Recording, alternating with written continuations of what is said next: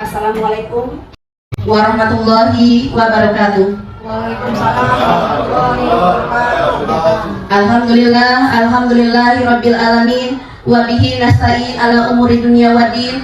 Wassalatu wassalamu ala asrafil anbiya'i wal mursalin Sayyidina Rasulillahi ajmain, amma ba'du.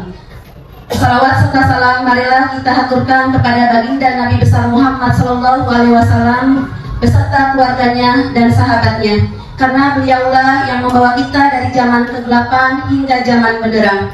Alhamdulillah kita dapat berkumpul bersama pada pagi hari ini dalam memenuhi tugas CGP modul 1.4, yaitu diseminasi budaya positif yang akan nanti dibawakan oleh Ibu Desi Kartini Wulansari.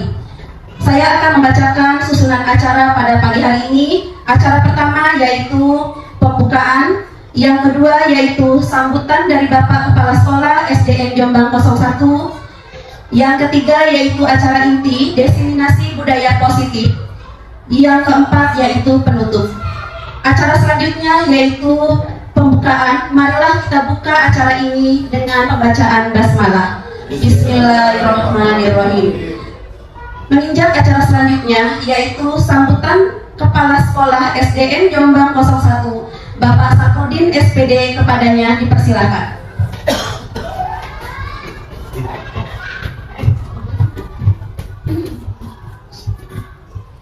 Assalamualaikum warahmatullahi wabarakatuh. Yang saya hormati Bapak-bapak, Ibu-ibu guru SDN Jombang 1 sebagai peserta untuk acara ini, dan kepada Ibu Desi Kartini Wulansari selaku pembicara dalam kesempatan ini yang menyampaikan tentang diseminasi budaya positif modul 1.4. Bapak-bapak yang saya hormati, mari bersama-sama kita panjatkan puji syukur kepada Allah Subhanahu wa taala. Dalam kesempatan ini kita bisa mendengarkan apa yang akan dipaparkan oleh Ibu Desi berkaitan dengan budaya positif. Dan dalam kali ini beliau akan menyampaikan berkaitan dengan disiplin positif yang sangat baik untuk diterapkan pada saat ini berkaitan dengan proses pembelajaran di sekolah kita. Ibu bapak sekalian, mudah-mudahan apa yang disampaikan oleh Ibu Haji Desi saat ini dapat kita cerna dan kita laksanakan dalam pelaksanaan PBM di sekolah kita. Dan selanjutnya apa yang akan dilaksanakan oleh Ibu Haji Desi lancar dan sampai beliau bisa lulus sebagai guru penggerak di sekolah kita. Itu saja yang saya sampaikan, kurang lebihnya saya mohon maaf. Assalamualaikum warahmatullahi wabarakatuh. Terima kasih Bapak Kepala Sekolah SDN Jombang 01 Bapak Saprudin SPD. Semoga apa-apa yang beliau utarakan dapat kita memahami dan menerapkan. Dan untuk acara selanjutnya yaitu acara inti yang akan dibawakan oleh Ibu Desi Kartini Wulansari, yaitu tentang diseminasi budaya positif. Kepada beliau dipersilakan. Alhamdulillahirrahmanirrahim.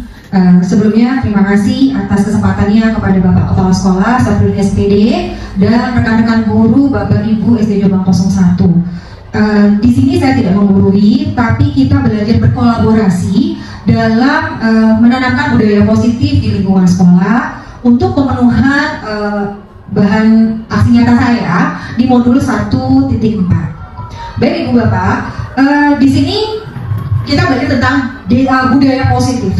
Budaya positif ini yang materinya adalah, yang pertama adalah pengbelaan paradigma belajar yang akan kita pelajari nanti. Yang kedua adalah disiplin positif. Yang ketiga, kebutuhan dasar manusia. Yang keempat, motivasi perilaku manusia.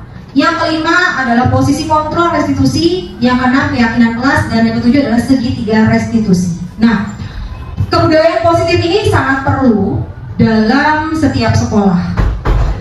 Saya hanya ingin kita harus berkolaborasi membentuk karakter siswa agar sekolah Jombang 01 ini menjadi anak-anaknya yang memiliki jiwa disiplin yang baik.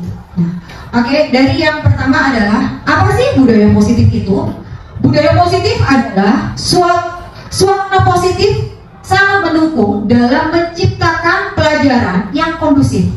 Karena dengan suasana yang positif, murid dan guru akan menemukan suatu kondisi pembelajaran yang menyenangkan, sehingga proses pembelajaran dapat berjalan tanpa adanya suatu beban. Tapi suatu kebutuhan suasana positif juga akan membantu menggerakkan moral yang positif bagi murid, sehingga karakter murid tidak hanya terbentuk dari akademik intelektualnya saja, tetapi dari lingkungan yang ada. Saat ini yang kita ajarkan ke guru ke anak-anak itu hanya sebagian besar intelektualnya saja, akademiknya saja.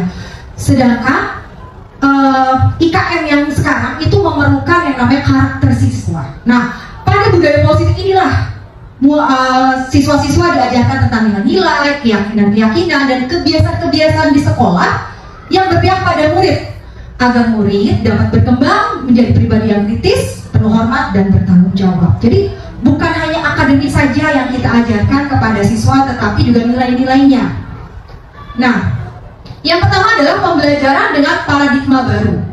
Pembelajaran dengan paradigma baru ini dirancang berdasarkan pembelajaran yang terdiferensiasi, sehingga setiap siswa belajar sesuai dengan kebutuhan dari tahap perkembangannya untuk mewujudkan profil pelajar Pancasila.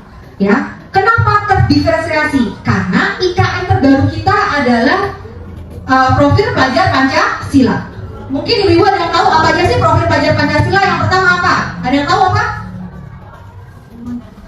Iman dan bertakwa kepada Tuhan yang Maha Esa. Terus yang kedua apa? Berkebinekaan global. Yang ketiga gotong royong. Terus yang keempat apa? Mandiri. Terus berpikir kritis, ya kan? Nah, itu adalah kenapa pembelajaran ini sangat penting? Karena kita akan berkarakter kepada profil pelajar Pancasila. Nah, sebelum kita mulai materi tentang disiplin ya, tadi kan paradigma, kenapa sih kita harus belajar disiplin? Nah, coba sekarang ibu bapak kepalkan tangan ibu bapak, ya. Nah, anggap kepalan tangan ini adalah sesuatu yang sangat berharga bagi ibu bapak. Lalu misalkan kayak Pak Wawan. Nah, Pak Wawan ini di sebelahnya kan Pak Rizky akan mengambil. Nah, kira-kira pada saat Pak Rizky mau ngambil sesuatu yang berharga dalam kehidupan bapak itu akan diberikan atau tidak? Atau ditahan terus? Ditahan apa tidak? Nah, kita lihat di sini. Ada yang membuka kepalan tangannya, ada yang menutup kepalan tangannya. Nah, pada saat ini kan prinsip hidup kita, ini kan sesuatu yang berharga. Kita mengkontrol, kita nggak mau nih sesuatu yang berharga kita diserahkan atau hilang kepada orang lain. Kita akan tahan sendiri, ya kan? Nah, lalu ada juga yang memberikannya secara sukarela, udah nggak apa-apa deh. Ya, saya berikan saja deh, ya kan? Ada yang seperti itu. Jadi tergantung jawaban. Ada yang diberikan, ada yang dibuka, ada yang ditutup. Nah, dibuka atau ditutupnya itulah tergantung dari kontrol diri kita masing-masing. Begitu juga dengan siswa. Sebaik apapun kita mau mengkontrol siswa itu, mereka mau memberikan atau tidak.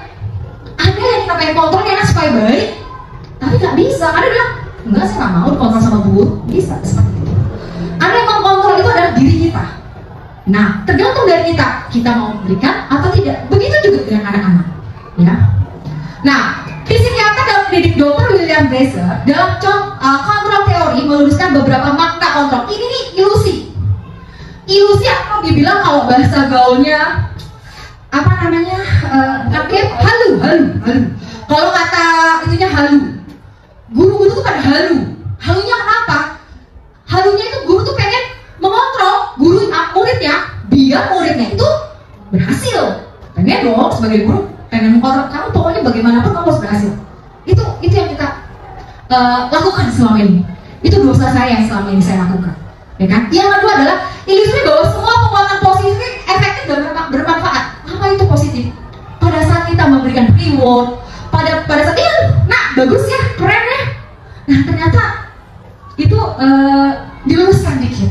Nah, lalu membawa kritikan dan membuat orang merasa bersalah dan menguatkan karakter. Nah, coba Mbak, kamu yang rajin. Kan bahasanya pelan ya.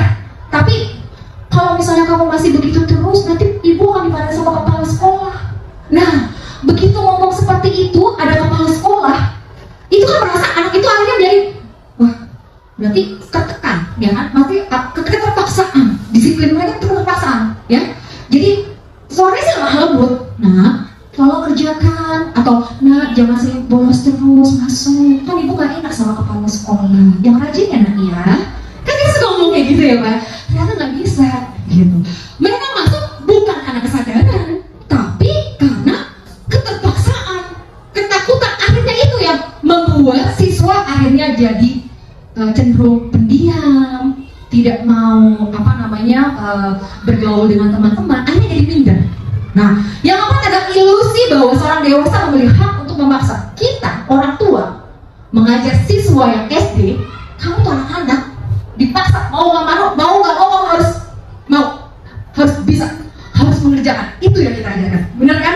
Itu yang saya lakukan. Saya sih mengakui dosa saya selama ini. Ternyata setelah saya belajar, oh salah ya, bukan salah, ternyata harus diperbarui. Nah, apa itu disiplin positif? Disiplin positif merupakan suatu cara penerapan disiplin tanpa kekerasan dan ancaman yang dalam praktiknya melibatkan komunitas tentang perilaku yang efektif antara guru dan murid. Jadi siswa itu mau disiplin berdasarkan hati nuraninya, bukan karena ancaman, bukan karena penghargaan, tidak, tapi berdasarkan keinginannya. Dan yang kedua adalah dalam penerapan disiplin ini, murid diajarkan untuk memahami konsekuensi dari perilaku mereka.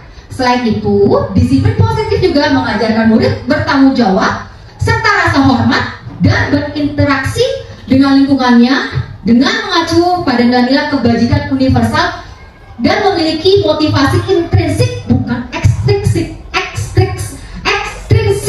Maksudnya apa? Intrinsik itu ya adalah siswa itu mau bertanggung jawab, siswa itu mau disiplin berdasarkan keinginannya pribadi di dalam, bukan X. Kalau X itu adalah karena keterpaksaan, karena ancaman, karena penghargaan. Jadi kita mau merubah nih SD Jombang 01 disiplin positifnya kita budayakan dengan berdasarkan dari siswa anaknya, kemauan anaknya. Jadi disiplin positif merupakan salah satu cara penerapan disiplin yang bertujuan untuk menumbuhkan kesadaran serta memberdayakan murid untuk melakukan sesuatu tanpa sokokan, ancaman maupun hukuman. Jadi gak ada lagi dosa saya lagi. Kamu kalau nggak ngerjain PR, jauh istirahat. Itu dosa saya selama ini yang saya lakukan.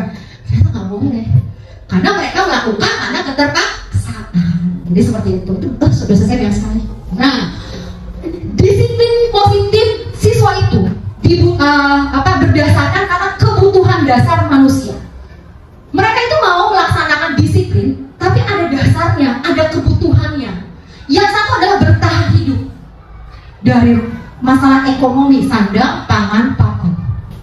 Anak itu pada saat ekonominya menurun, dia nggak memiliki sepatu yang bagus, tidak memiliki akhirnya mereka kurang percaya diri, akhirnya diem, minder, nggak mau disiplin, tidak mau maju ke depan, ya kan? Nah, itu mempengaruhi disiplin siswa bertahan hidup.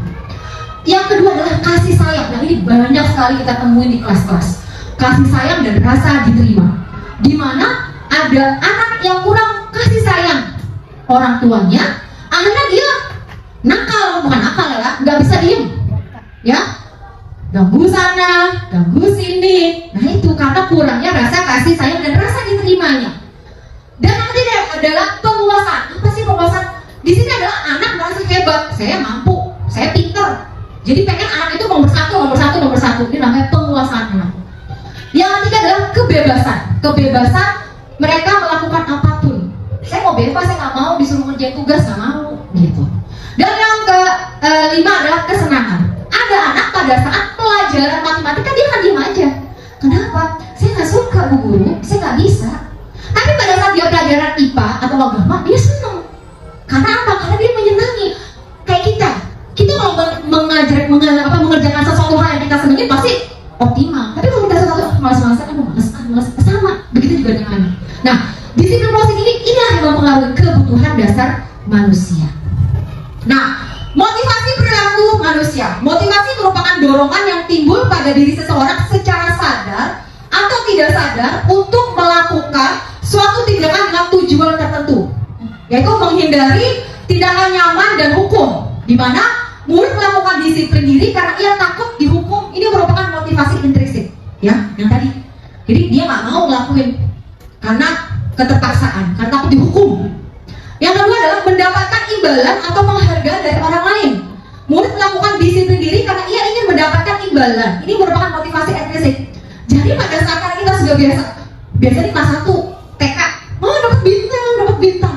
Begitu tidak dapat bintang, saya nggak mau nyari, dapat bintang, ngapain? Nah, jadi akhirnya bukan memberikan semangat pada saat itu, tapi begitu gurunya tidak memberikan, akhirnya mereka juga nggak mau lagi. Gitu. Yang ketiga adalah menghargai nilai kebajikan diri sendiri. Murid melakukan disiplin dari kesadaran akan nilai kebijakan sendirinya. Ini merupakan motivasi intrinsik. Jadi mereka akan melakukan suatu disiplin karena kemauan kesadaran diri sendiri, bukan karena terpaksaan. Jadi anak-anak tuh dilatih untuk menghargai nilai-nilai yang mereka miliki. Selanjutnya adalah konsep disiplin dengan identitas gagal. Adalah hukuman. Kalau anak dihukum sama gurunya, itu menyakitkan bagi perasaan anak. Itu dosa saya. Saya juga, dosa saya. Dosa saya banyak banget. Karena suka menghukum anak pada saat tidak mengerjakan tugas. Itu menyakitkan. Dan anak merasa tidak nyaman. Murid jadi takut. Aduh, pelajaran matematika belum dikerjain, takut dihukum nih sama Bu Desi. Masuk gitu kan. Dan dipaksa. Karena kalau nggak ngerjain, akan ada apa? Sama bu gurunya wajib dihukum. Lalu murid menyembunyikan kesalahan. Contoh, disiplin pada saat piket. Kalau guru nanya, anak-anak hari ini ada yang piket tidak? Piket bu. Padahal enggak. Kenapa? Kalau bilang enggak, tapi hukum sama bu gurunya. Nah, akhirnya menyembunyikan kesalahan, menutupi bohong akhirnya dia. Ya, selanjutnya murid menjadi rendah diri. Karena kebiasaan dihukum, akhirnya dia nggak percaya diri. Gitu, diem aja, apa-apa nggak mau. Nah itu kalau kita selalu memberikan ruang, itu dosa saya akui, gitu kan. Selanjutnya adalah penghargaan, tidak efektif. Kalau dulu efektif ya, tapi sementara ternyata merusak hubungan sifat iri. Kenapa maksudnya? Misalkan, salsa hebat, keren, tapi kan cuma salsa. Sedangkan murid kita kan ada 26. Setiap hari kita hanya bilang salsa lagi. Sedangkan murid yang 25 anaknya diem-diem aja. Kok salsa terus yang dipuji sama bu guru sama bapak gurunya, kok enggak? Nah, itu akhirnya menimbulkan rasa iri. Yang ketiga adalah mematikan kreativitas. Nah, Bapak Ibu, kalau kita misalkan belajar menggambar nih, Agus, bagus ya, gambarnya. Begitu bu guru bilang bagus, stop. Kreativitas dia tidak akan dikeluarkan. Nah, bagaimana kalau boleh mengucapkan penghargaan, tapi jangan stop di situ. Nah, Agus bagus ya, tapi ini masih harus diginikan lagi. Nah, seperti itu. Jadi penghargaan itu adalah proses, jangan stop di situ. Begitu kita bilang keren, stop anaknya. Padahal saat itu menggambar nggak pakai warna dasar, misalkan. Kalau gurunya bilang keren, stop. Guru bagus kok, stop, memakai kreativitas akhirnya. Lalu selanjutnya adalah menghukum dengan sistem ranking. Nah, ini yang kita sebutkan. Bu, anak saya ranking berapa ya? Bu, anak saya ranking berapa? Nah, akhirnya anak yang nggak punya ranking itulah ya menjadi kurang percaya diri, ya, karena mematikan. Karena setiap manusia itu ada anak yang tidak suka matematika, ada anak yang suka cuma olahraga. Jadi kita nggak bisa. Sekarang kalau bagi rapot nih, kalau bisa Bapak Ibu jangan sebutkan rankingnya sama semuanya, ada kelebihannya. Karena ini mematikan kreativitas dan rasa percaya diri anak-anak pada saat anak-anak itu mendapatkan yang paling bawah. Waduh, ranking saya paling bawah nih, gimana ya gitu. Ya. Lalu merawat hak untuk menghargai dirinya. Ya, ini selanjutnya. Lalu ada konsep disiplin dengan identitas sukses, yaitu konsekuensi. Yaitu konsekuensi adalah penguatan jangka pendek. Yang kedua adalah perlu monitoring berkelanjutan. Kalau konsekuensi itu biasanya kita nih, saya juga melakukan. Buat matiin PR, tugas 1, checklist, itu monitoring. Ya, monitoring seperti itu. Terus stimulus dan respon. Misalkan ada siswa menjatuhkan air minumnya, kita memberikan stimulus. Nah, tolong dilap ya. Anak itu merespon dengan cara mengepel. Ya. Terus yang ketiga adalah mulut menghormati. kesalahannya, ya. Karena terlalu sering diberikan, karena kamu belum kerjain ini, kamu belum kerjain itu. Akhirnya anak-anak terbiasa didikte sama kita. Akhirnya mereka nggak ketahuan kesalahannya apa. Nah, yang selanjutnya adalah restitusi. Murid bertanggung jawab untuk perilakunya. Dia bertanggung jawab dengan kesalahannya. Lalu fokus pada pemecahan masalah jangka panjang. Jadi bukan saat ini, tapi buat nanti karena kesadaran dirinya. Murid menghormati dirinya dan orang lain. Jadi kalau dia berlaku salah, dia bercanda sama temannya, dia mengejek temannya, dia akan menghormati, tahu tindakan saya itu salah. Akhirnya dia mau menghormati dirinya dan orang lain. Lalu ada teori kontrol, dirinya memegang kontrol diri yang tadi kita genggam. Murid itu memiliki kontrol yang sangat kuat. Dan murid bersemangat memperbaiki kesalahannya. Karena dia tahu apa kesalahan, oleh karena itu murid mau memperbaiki kesalahannya. Nah, inilah konsep disiplin penegakan restitusi, sebuah cara menanamkan disiplin positif pada murid. Apa sih restitusi itu? Restitusi adalah proses penciptaan kondisi bagi murid untuk memperbaiki kesalahan mereka, sehingga mereka bisa kembali pada kelompok mereka dengan karakter yang lebih kuat. Jadi mereka melakukan kesalahan, tapi mereka memperbaikinya sendiri, sehingga mereka pada saat kembali ke teman-temannya, mereka sudah punya percaya diri, dapat berkumpul dengan temannya dengan lebih kuat lagi, tidak merasa minder. Nah, ciri-ciri restitusi adalah satu, bukan untuk menebus kesalahan, namun untuk belajar dari kesalahan.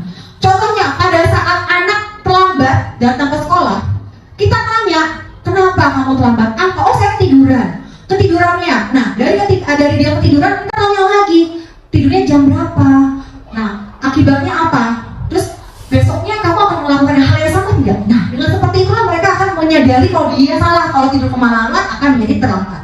Nah, disinilah mereka belajar dari kesalahan. Yang kedua adalah memperbaiki hubungan. Yang ketiga adalah tawaran, bukan paksaan. Kalau paksaan itu, kalau dihukum, kamu nggak masuk sekolah, terlambat, diri di depan. Tapi kalau restitusi tidak, tawaran. Kalau kamu melakukan hari ini, apakah besok kamu akan melakukan itu, tawaran dia. Karena mereka mengetahui mereka kesalahannya. Nah, itu dari restitusi. Mencari kebutuhan dasar yang menuntut untuk melihat ke dalam dirinya. Lalu mencari kebutuhan dasar yang mendasari tindakan, yang tadi 5 kebutuhan dasar, apakah dia kurang kasih sayang, apakah dia kebebasan, kesenangan, ya, kekuasaan. Terus fokus pada karakter bukan tindakan, ya, jadi karakter siswanya seperti apa. Dan menguatkan dan fokus pada solusi, ya. Jadi kalau restitusi itu lebih fokus pada solusinya seperti apa sih kalau anak bermasalah ini. Nah, restitusi ini saya baru dapat pada saat CGP. Sebelumnya saya nggak tahu restitusi itu apa. Tapi begitu saya ke CGP, saya tahu, makanya ayo Bapak Ibu semuanya ikut CGP. Nah, perbedaannya, contoh, siswa bercanda pada saat upacara bendera. Ini ada hukuman, ada konsekuensi, ada restitusi. Pada saat hukuman, guru itu akan menghukum. Guru menghukum siswa tersebut hormat bendera selama, ayo kamu terlambat, kamu berdiri di bawah tiang bendera, hormat 10 menit. Itu kalau hukuman. Guru marah, murid jadi takut. Karena marah, mungkin takut. Kalau konsekuensi, guru memberikan konsekuensi. Jika kamu bercanda, kamu suruh menulis saya tidak akan bercanda lagi pada saat upacara sebanyak 2 halaman di buku tulis. Nah, guru di sini tegas dan menghormati aturan karena konsekuensi. Jadi anak melakukan kesalahan, konsekuensinya seperti ini loh. Nah, itu konsekuensi. Sedangkan restitusi itu adalah guru menanyakan keyakinan kelasnya, dirinya membantu siswa. Kenapa kamu bercanda tadi? Apa alasannya? Apa tindakan kamu selanjutnya? Akhirnya guru terbuka dan sisa menghormati dirinya dan orang lain. Karena dia tahu dia salah, akhirnya mereka menghormati dirinya dan orang lain. Kalau bercanda itu tidak baik pada saat upacara.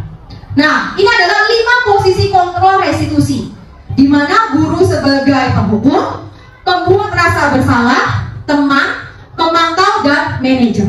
Nah, kalau menurut Bapak Ibu sebagai guru, kita di posisi yang mana yang paling baik? Yang mana? Yang terbaik jadi apa? Teman, pemantau, manajer, atau guru? Yang harus Bapak Ibu lakukan mulai saat ini adalah menjadi manajer. Kenapa? Bukan teman, Bu Desi. Kalau murid menjadi teman, apa pur gini, misalkan gitu kan, itu teman kan? Tapi pada saat kalau dia merasa gurunya sebagai teman, akhirnya kadang-kadang dia suka lepas kontrol, kurang ajar. Seperti itu. Itu kalau siswa dijadikan teman. Nah, kalau pemantau itu ditulis gini, ya. kamu belum ngerjain ya tugas nomor 1, masih kurang 2 tugas lagi ya. Kamu tahu itu pemantau. Nah, sedangkan yang paling bagus adalah mulai besok Bapak Ibu sudah harus bisa menjadi manajer bagi siswa-siswanya. Ya. Karena bukan memantau, bukan sebagai teman, tapi kita menggali siswanya pada saat melakukan kesalahan. Kenapa kamu melakukan kesalahan? Apa alasannya? Ayo kita cari sama-sama solusi. Itu yang Bapak Ibu harus lakukan saat ini. Ya. Nah, kalau bisa siswi mengajak temannya, ini contoh 5 posisi kontrol sebagai hukum. Patuhi aturan di sekolah, lalu berdiri di depan kelas. Misalkan ada siswa yang datang telat, ya kan? Atau mengejek ke temannya, Bu, dia disuruh diri di depan. Kamu mengejek diri di depan semua sampai jam istirahat, itu menghukum. Lalu perbuatan kasar bersalah, kita ngomongnya baik-baik. Dimas, berapa kali sih Bu Desi bilang memberitahu kamu, Bu Guru kecewa sama kamu. Nah itu akhirnya kan anak itu mau dari hati kecilnya merasa kecewa, ya kan? Nah, merasa kurang percaya diri. Terus teman, ayolah yang tertib buat Bu Guru bangga. Kali ini nggak apa-apa deh, kamu lakuin kesalahan, tapi besok janganlah. Nah tapi karena Bu Gurunya menjadi teman, apa ini, berisi ini, Bu Ela ini, Bu Yanti ini, dah cincang mereka, temen sih, gitu. Besok mereka lakukan lagi kesalahannya.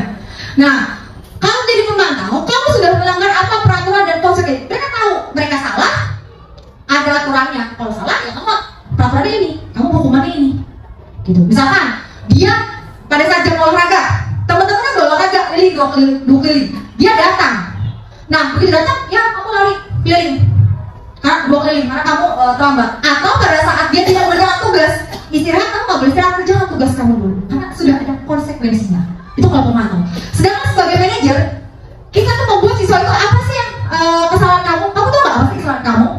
Kira-kira bagaimana kamu memperbaikinya? Jadi kita menanyakan, kita minta pendapatnya, dan kita mencarikan solusi bersama-sama. Apa kesalahannya? Nah, yang lain adalah keyakinan kelas. Bapak Ibu diusahakan mulai saat ini membuat keyakinan kelas atau kesepakatan kelas. Mengapa keyakinan kelas? Mengapa bukan peraturan kelas? Biasanya kita buat peraturan kelas ya, atau kesepakatan. Contohnya, mengapa kita mematuhi peraturan tentang berhenti pada saat lampu merah? Kenapa kita berhenti pada saat lampu merah? Buat apa? Takut tabrak. Kenapa? Kita berhenti nih pada saat lampu merah. Kenapa? Karena untuk keselamatan. Nah, terus yang kedua, mengapa kita memilih peraturan tentang menggunakan masker dan mencuci tangan setiap hari? Untuk apa kita melakukan menggunakan masker?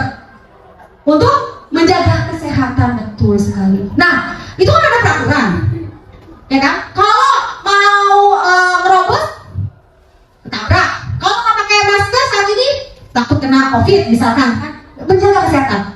Kita yakini peraturan itu, yakin. Walaupun dimanapun kita berada, kalau kita masuk ke lampu merah, nggak ada peraturan berhenti pada saat lampu merah, nggak ada kan? Tapi kita yakin kalau pada saat ada lampu merah kita berhenti di situ. Kenapa kalau kita nerobos ditabrak? Kita pergi kemana-mana kita menggunakan masker. Kalau kita nggak pakai masker kita takut, kita sakit. Itu kan peraturan sebetulnya, tapi kan nggak tertulis di mana-mana. Tapi karena kita yakin, makanya kita melaksanakan. Oleh karena itu, mengapa kita pilih keyakinan bukan peraturan? Karena keyakinan dari diri kita sendiri. Itu kalau peraturan itu bisa dilanggar, bodo amat, nggak gitu. Itu kalau peraturan. Kalau keyakinan berasal dari diri kita sendiri. Kalau kita udah yakin, ya tidak akan lakuin. Itu makanya kenapa kita ambil keyakinan bukan peraturan kelas. Nah, bagaimana menentukan keyakinan kelas? Yaitu katanya lebih abstrak dari peraturan, berupa keyakinan universal, dibuat dalam bentuk positif, sedikit saja agar mudah diingat, lalu sesuai dengan kondisi kelas dan sekolah agar mudah diterapkan, dan semua warga kelas atau sekolah ikut dilibatkan saat membuat. Jadi pada saat membuat keyakinan kelas itu dibikin satu-satu post-it. Kira-kira peraturan kelasnya atau keyakinan kelasnya itu, keyakinan kelas yang kamu ingin itu seperti apa? Ya, diusahakan kalimatnya sedikit dan jangan negatif. Tidak wajib mengerjakan PR, nggak boleh ada kata wajib. Ya, jangan. Tugas dikerjakan dengan bertanggung jawab. Jadi kalimatnya kalimat yang positif, jangan kalimat yang negatif. Nah, ini adalah kegiatan membuat keyakinan kelas di kelas 6D, yaitu di mana anak-anak diberi post-it, mereka disuruh membuat keyakinan kelas kira-kira seperti apa, lalu mereka menempelkan dan dilihat, oh ini keyakinan kelasnya ini. Nah, Ini yang harus kamu yakinkan dan harus kalian jalankan. Lalu yang terakhir ada segitiga restitusi. Nah, segitiga restitusi ini adalah menstabilkan identitas. Jadi kita semua tuh akan melakukan hal yang terbaik yang bisa kita lakukan pada saat anak-anak melakukan kesalahan. Lalu validasi tindakan yang salah, semua perilaku memiliki alasan. Dan menanyakan keyakinan, kita semua memiliki motivasi internal. Nah, di sini ada contoh kenapa segitiga restitusi. Sebentar.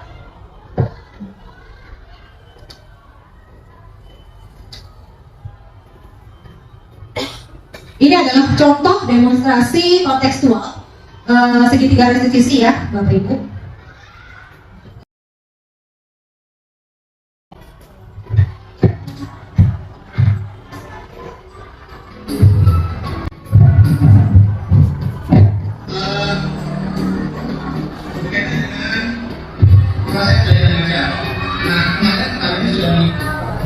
Tadi ada anak bercanda pada bendera ya.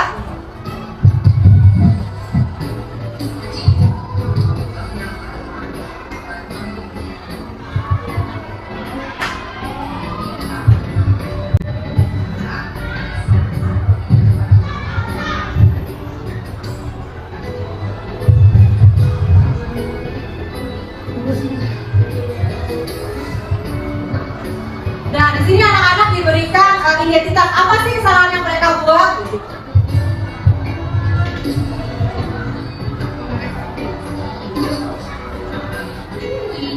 Nah, ini validasi. Kenapa mereka melakukan kesalahannya? Jadi mereka sendiri.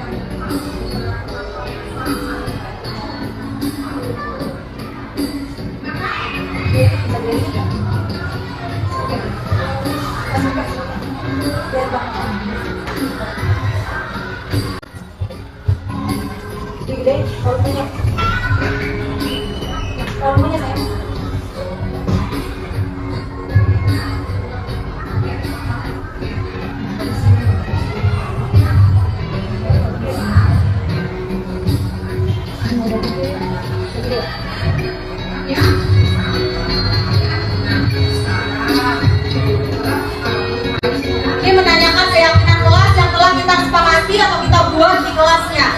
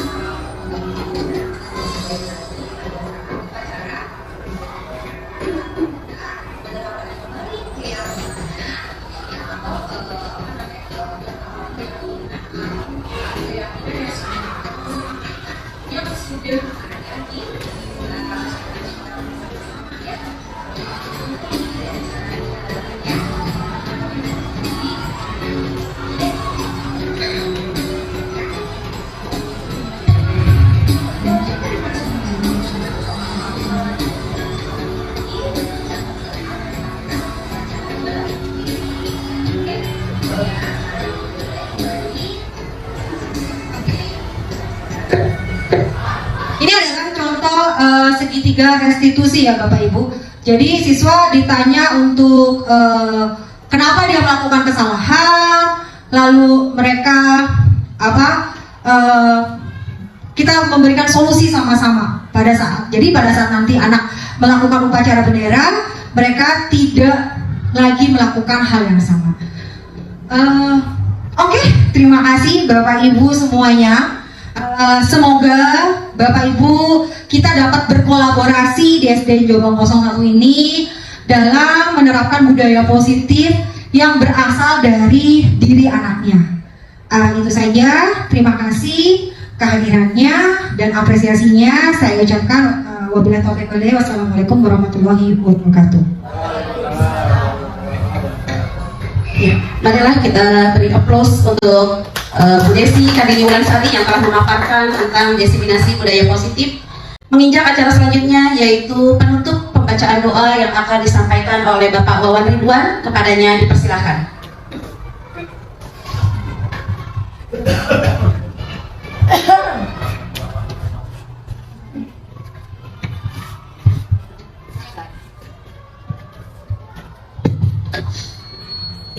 Bismillahirrahmanirrahim. Assalamualaikum warahmatullahi wabarakatuh. Mari kita berdoa bersama-sama. Mudah-mudahan acara yang telah kita jalani ini dapat barakah dari Allah Subhanahu wa taala.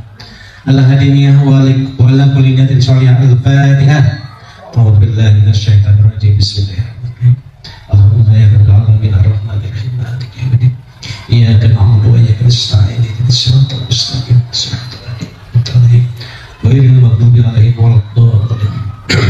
Allahumma shalli ala sayyidina Muhammadin bil awwalin wal akhirin wa barik wa sallim wa radiyallahu ta'ala an kulli sahabati rasulillah ajmain. Hamdan syakirin hamdan na'imin hamdan yuqini mahwi qadim wajidah. Ya rabbana lakal hamdu kama yanbaghi li jalali wajhika karim wa ibsalik. Allahumma inna nas'aluka salamatan fid din wa afiyatan fil jasadi wa jidatan bil ilmi wa barakatan fi rizqi wa tawbatan qabla maut wa rahmatan lil maut wa maghfiratan ba'da maut. Allahumma hawwin 'alaina bis sa'atil maut wa najatan minan nar wa laqwa barzakh. Rabbana atina fid dunya hasanah wa fil akhirati hasanah wa qina adzabannar wa qina adzabannar wa qina adzabannar. Subhana rabbika rabbil izzati amma yasifun. Wassalamun ala mursalin walhamdulillahi rabbil alamin. Assalamualaikum warahmatullahi wabarakatuh. Terima kasih kepada Bapak Wawan Ridwan. Dengan pembacaan doa yang beliau sampaikan, berakhir pula kegiatan pada acara pada pagi hari ini. Terima kasih untuk Ibu Desi Kartini Wulansari yang telah memaparkan tentang diseminasi budaya positif. Semoga apa yang beliau paparkan kita dapat memahaminya dan menerapkan untuk anak didik kita di sekolah ini.